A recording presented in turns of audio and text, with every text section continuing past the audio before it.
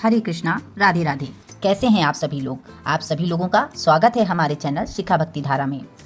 आशा करती हूँ आप सभी लोग मंगलमय होंगे। आप सभी लोगों को अजा एकादशी की हार्दिक शुभकामनाएं। आज हम लोग चर्चा करेंगे अजा एकादशी के बारे में, जो कि भादों के महीने में कृष्ण पक्ष में पड़ती है। अजा एकादशी का व्रत रखने से भौतिक, मानसिक व शारीरिक सुखों की प्राप्ति होती है।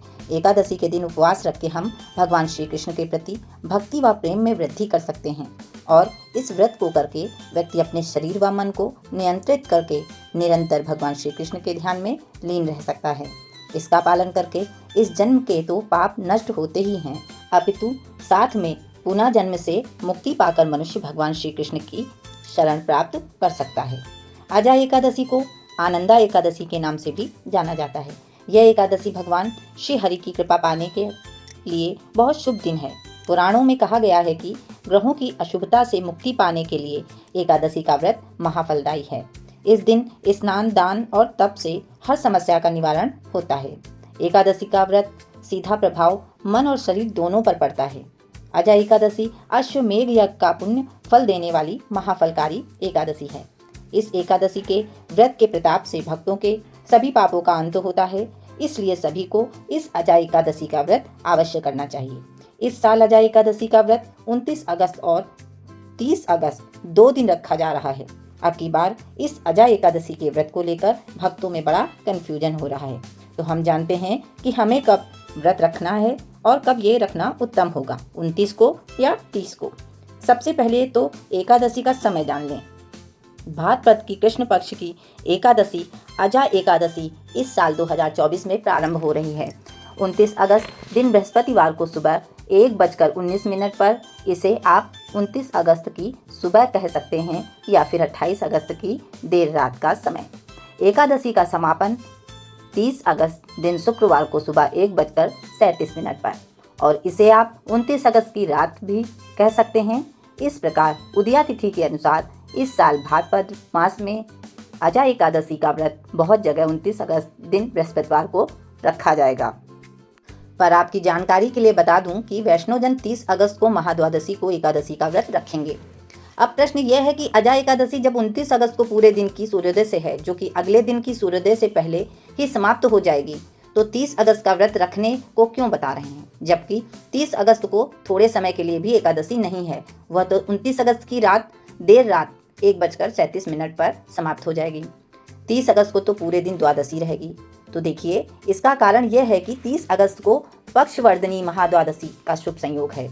तो 30 अगस्त को अजा एकादशी का व्रत करना अति फलदायक है। अब कई भक्तों के मन में प्रश्न उठेगा कि ये पक्षवर्धनी महाद्वादशी क्या है। तो बता दें कि अगर अमावस्या या पूर्णिमा में 2 सूर्योदय आ जाएं, तो एकादशी के दिन उपवास ना करके द्वादशी के दिन उपवास होता है।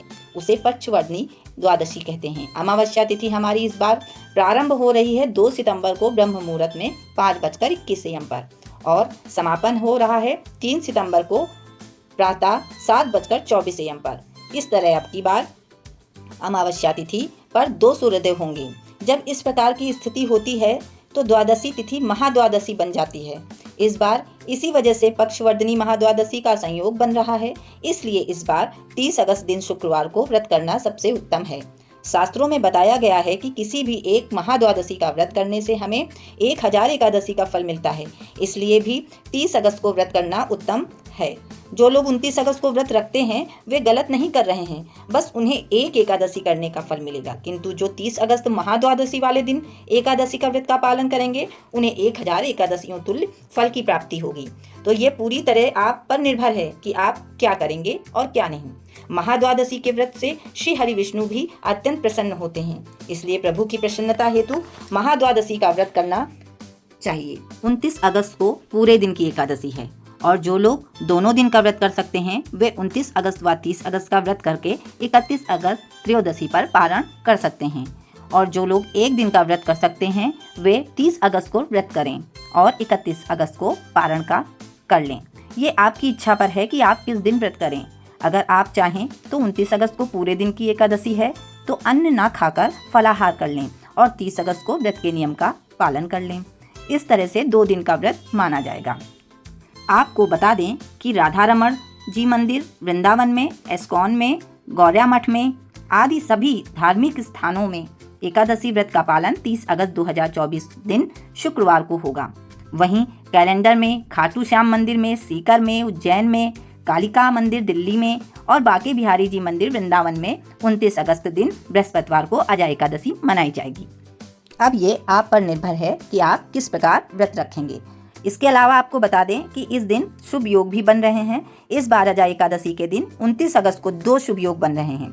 सुबह से लेकर शाम 6:18 तक सिद्ध योग है। शाम 4:39 से अगले दिन 30 अगस्त को सुबह 5:58 तक सर्व सिद्धि योग बनेगा। ये दोनों योग पूजा पाठ के लिए बहुत फलदायी माने जाते हैं। भगवान विष्णु की पूजा के लिए सुबह 5:58 से बहुत सर्वोत्तम मुहूर्त आ रहा है। इस दिन आप 1:58 से 3:34 तक राहु काल है, जो कि रात में है। इस समय पूजा ना करें। व्रत पारण का जो समय है वो इस प्रकार है। जो 29 अगस्त को व्रत रखेंगे तो पारण यानी का खोलने का समय जो है वो 30 अगस्त को 7:49 से 8:31 के बीच कर लेंगे। जो 30 अगस्त को व्रत रखेंगे वो पारण करेंगे 31 अगस्त को, जिसका समय रहेगा 5:59 AM से 10:14 AM तक। द्वादशी तिथि 31 अगस्त को सूर्योदय से पहले ही समाप्त हो जाएगी।